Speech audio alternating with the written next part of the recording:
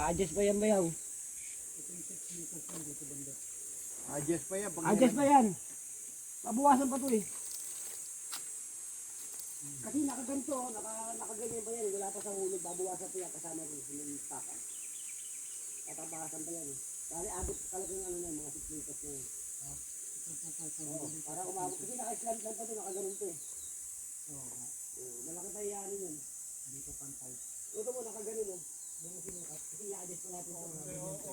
Pero ang hollow blocks niya, hanggang dyan na lang yan. Kasi mag-ground na po. Diba, i-adjust? Hindi na isasagad yung hollow dun. Medyo Malaki ata. malaki yata kasi naka-slant pa yan. Naka-slant pa yan. Hindi, sa easy.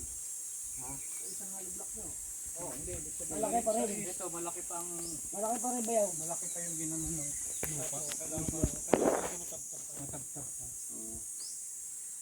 Dito mga tupig pa to eh. Layo nito eh. Ayun. Yan, malaki pa yan. Mga tupig pa layo nito. Mula rin sa patong pwede rin. Para hindi nga lang. Meron. Meron eh. Kasi nakagano eh.